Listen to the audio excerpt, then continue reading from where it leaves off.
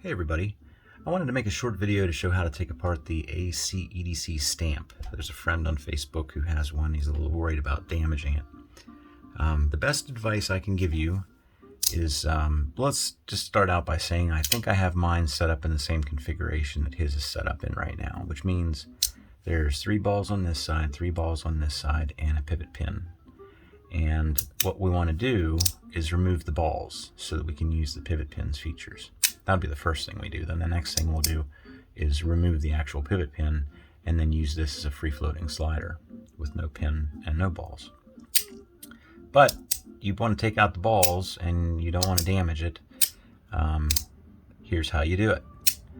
Right now, in his current configuration, or this current configuration, it only slides forward 2 clicks and back 2 clicks. It won't go any further backward, and when it's extended, it won't rotate. So, first thing you want to do is figure out which direction is it pushing in. It's obviously not pushing in this direction, so it's pushing in this direction. We want to use this top surface. Again, the direction you're pushing it in is the top surface is where we're going to work from. So on this side up here, we're going to take these 2 halves and just gently open them up enough to get the balls out. Now, again, how you get confused, which side do you want to open up? Well, figure out which way it slides open. It slides open in that direction. That means we want to use this top surface. And all you want to do is get a good grip on it and just gently nudge it apart. And you don't have to take it the whole way apart to get all the balls out. Okay, now the balls are out, we can use it as a pivot pin slider. And I've got to say, I love this thing. This is probably my favorite haptic out of the whole bunch right now, just because of its versatility. I like this configuration the best. Now for fun, we'll go ahead and put the balls back in, and then we're going to take it all apart again and take out the pivot pin. So you want to put the balls back in, you want to do it in the same exact manner. This thing opens up good in this direction, but not if you flip it over. It's not going to open up very well in the opposite direction. That's because the pivot pin is down here on this side, and that's what's holding these 2 pieces together. Up here, we can crack it open enough to get the balls in and out enough. Down here, it just won't go. If you try, it's going to be hard to do, and you may pull it apart and pull the O-ring out, which isn't the end of the world, but just remember this. In the direction you're pushing it, that direction is the side you want to work on. So up here, again, we'll just gently, and you may pop it completely apart by accident, but you only need to open it up enough to get the balls in. So there's 1, 2, 3 on that side. 1, 2, 3 on that side. And now we're back to the exact same configuration we were when we started, which is a little boring because it's only 2 clicks up, 2 clicks back, no rotation. So one last time. Which side do we want to spread apart? Well, the side that slides forward, this side. So again, I'm going to carefully, you could use your fingernail a little bit if you got one, pop it apart a little bit, get over a nice surface, wiggle it. If they don't come out, spread it apart a little bit further. And when you can count 6 balls, that means you've got them all. And now the pivot pin is free to be used again. Now for the last thing, let's go ahead and take the pivot pin out so that you can use this as a free-floating slider. Now to do that, we want to take off this front plate.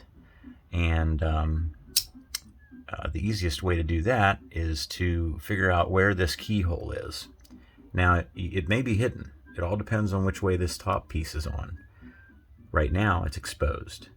So I know that when this is in a closed position, that the pin is right there at that keyhole.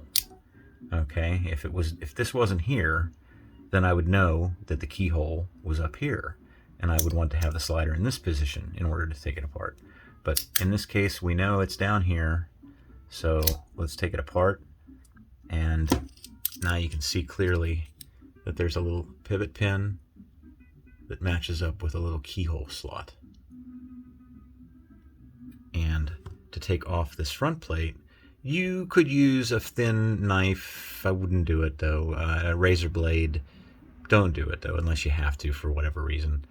This is zirconium. That's stainless, I think. You'll just scratch it up. All you have to do is push on the back of this pin.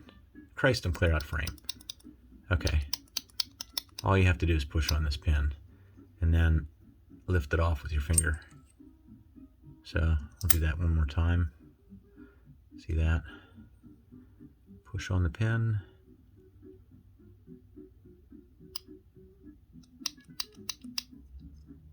Get it with your fingernail, whatever.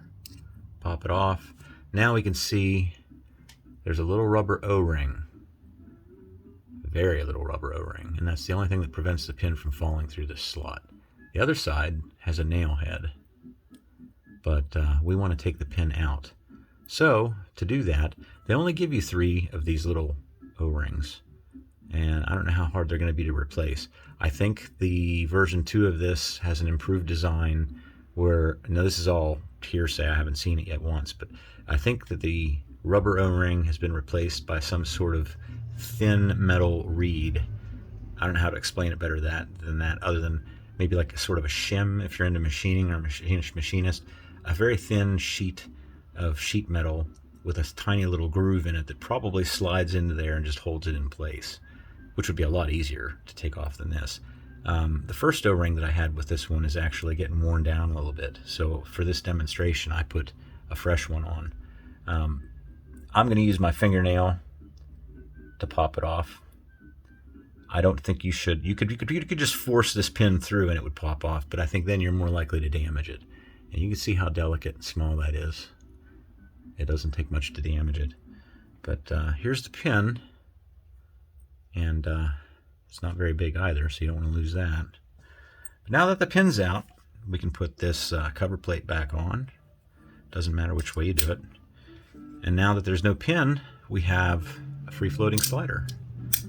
And for the first 2 weeks or so, this is how I carried it around, and I couldn't have been happier. Now we got 1, 2, 3 full clicks, and that's in either direction. And you can also do the side, back and forth. And with practice, you can ladder. But I am out of practice. Like I said, I often carry this around with the pivot pin and no balls. But I think that makes it one of the coolest sliders there are. I know the intention was just to show how to take it apart, but partly a review. Damn neat. Damn neat. This one's gonna stick with me till the end. So I hope that helped, buddy. Anybody else out there, if you have any questions, ask me. I'll try to help out. And have a nice night. See ya.